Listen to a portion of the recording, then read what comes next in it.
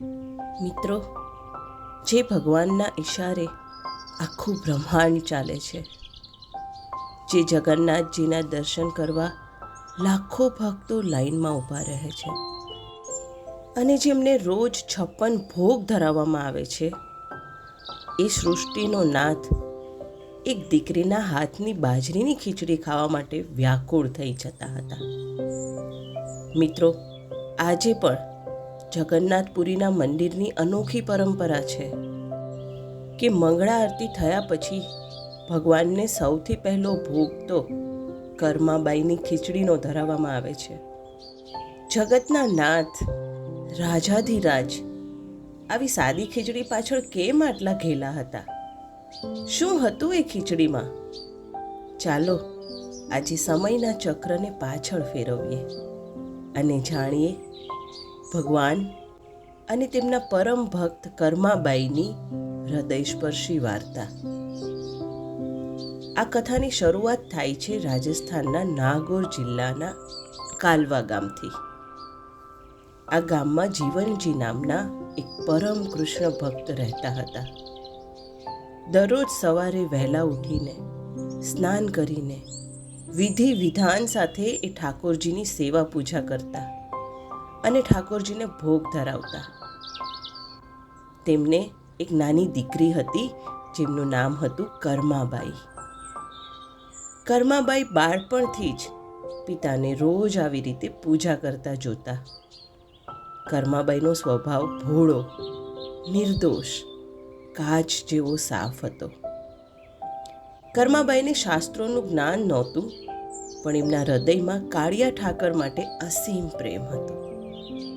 નાનકડા નિર્દોષ કર્માબાઈને તો એવું જ લાગતું કે આપણે જેમ રોજ જમીએ છીએ એમ પિતાજી જ્યારે થાળ ધરે છે ત્યારે ભગવાન સાચે જ મૂર્તિમાંથી બહાર આવીને બધું જમી જાય છે.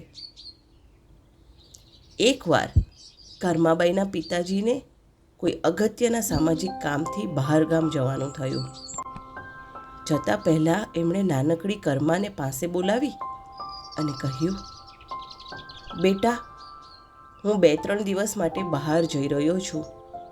તું રોજ સવારે ભૂલ્યા વગર નાહી ધોઈને ઠાકોરજીને ભોગ ધરાવજે અને યાદ રાખજે કર્મા, પ્રભુ જમી લે ને એ પછી જ તારે જમવાનું છે. નાનકડી કર્માએ માથું હલાવીને હા પાડી. બીજા દિવસે સવારે વહેલા ઉઠીને કર્માબાઈએ તો સ્નાન કરી લીધું. પિતાજીની જેમ બહુ રસોઈ બનાવતા તો નહોતી આવડતી, પણ એમણે પ્રેમથી બાજરી અને મગની ગરમા ગરમ ખીચડી રાંધી. ખીચડીને એક થાળીમાં કાઢી તેના પર ચોખ્ખા દેશી ઘીની ધાર કરી અને બાજુમાં ગોળનો મોટો કટકો મૂક્યો. એ થાળી લઈને મંદિરના ઓરડામાં ગઈ ભગવાનની મૂર્તિ સામે થાળી ધરી, હાથ જોડીને બેસી ગઈ અને બોલી, લ્યો મારા વહાલા પ્રભુ, ગરમ ગરમ ખીચડી તૈયાર છે. જો મોડું ન કરતા ઝટપટ જમી લો. કર્માબાઈ તો આંખો ફાડીને મૂર્તિની સામે જોઈ રહી. 5 મિનિટ, અડધો કલાક, કલાક, પણ મૂર્તિ તો જેમની તેમ જ રહી. નાનકડી કર્મા વ્યાકુળ થવા માંડી. એને થયું, નક્કી મારાથી કોઈ ભૂલ થઈ ગઈ છે, એટલે જ પ્રભુ રિસાયા છે. એની આંખોમાંથી દડ દડ આંસુ વહેવા લાગ્યા. એ રડતી આંખે પ્રભુને કરગરવા લાગી, હે કાળિયા ઠાકોર, તું બહાર કેમ નથી આવતો? જો તું નહીં જમે તો હું પણ નહીં જમું. મારા પિતાજી મને ખીજવાશે ને મને કહેશે કે દીકરી, તે ભગવાનને ભૂખ્યા રાખ્યા. આવી જાઓ ને ભગવાન, જમી લ્યો. સમગ્ર સૃષ્ટિનો માલિક, જે મોટા મોટા ઋષિમુનિઓના તપથી પણ જલ્દી પ્રસન્ન નથી થતા, આજે એક દીકરીના સાચા આંસુ અને ભોળી જીત સામે હારી ગયા. કર્માની ભક્તિનો અદ્ભુત ચમત્કાર થયો. મૂર્તિમાંથી તેજ પ્રગટ થયું અને સાક્ષાત ભગવાન શ્રી કૃષ્ણ બાળ સ્વરૂપે પ્રગટ થયા અને ગરમા ગરમ ખીચડી ફૂંક મારતા મારતા હોંશે હોંશે બધી જમી ગયા. બધી ખીચડી પૂરી કરીને ભગવાન કર્માને બોલ્યા, કર્મા, તારી ખીચડી તો બહુ સ્વાદિષ્ટ છે. કર્માબાઈના આનંદનો કોઈ પાર ન રહ્યો. હવે તો આ રોજનો નિયમ બની ગયો. રોજ સવારે કર્માબાઈ પ્રેમથી ખીચડી બનાવે અને ભગવાન સાક્ષાત આવીને જમે. જ્યારે પિતાજી પાછા આવ્યા અને એમણે જોયું કે ભગવાનના મંદિરમાં ધરાવેલો થાળ ખાલી છે, ત્યારે એમને આશ્ચર્ય થયું. કર્માબાઈએ આખી વાત કરી ત્યારે પિતાને વિશ્વાસ ન બેઠો. પણ જ્યારે પિતાએ પડદા પાછળ છુપાઈને જોયું કે સાક્ષાત ભગવાન દીકરીના હાથની ખીચડી ખાઈ રહ્યા છે, ત્યારે પિતાની આંખોમાંથી અશ્રુધારા વહી નીકળી. વર્ષો વીતતા ગયા. કર્માબાઈ હવે વૃદ્ધ થયા અને પોતાના જીવનના અંતિમ દિવસો એ ઓડિશાના જગન્નાથપુરીમાં આવીને રહેવા માંડ્યા. પ્રભુનો પ્રેમ એવો હતો કે પુરીમાં પણ ભગવાન જગન્નાથજી દરરોજ સવારે મંદિરના પૂજારીઓ જાગે એ પહેલાં કર્માબાઈની કુટિયામાં પહોંચી જતા અને ખીચડી ખાઈને તૃપ્ત થતા. એક દિવસ એક કર્મકાંડી પંડિત સવારમાં કર્માબાઈની કુટિયા પાસેથી પસાર થયા. એમણે જોયું કે કર્માબાઈ સવારે સ્નાન કર્યા વગર, શુદ્ધિના કોઈ નિયમ પાળ્યા વગર સીધા જ ખીચડી બનાવીને ભગવાનને ધરાવી રહ્યા છે. પંડિતે એમને ટોક્યા, માતા, આ શું અનાચાર છે? ભગવાનને આમ અશુદ્ધ અવસ્થામાં ભોગ ધરાવાય? પહેલાં થોડું સ્નાન કરો, પવિત્ર થાઓ, પછી ભોગ લગાવો.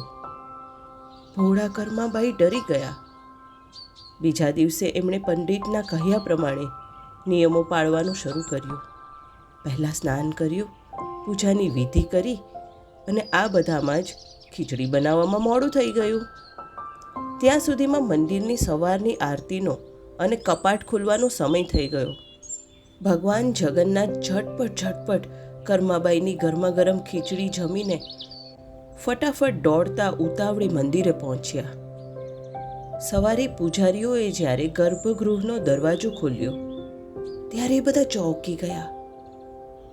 ભગવાન જગન્નાથજીના ગાલ અને હોઠ પર બાજરીની ખીચડીના અંશ ચોંટેલા હતા અને ભગવાનની આંખોમાં આંસુ હતા.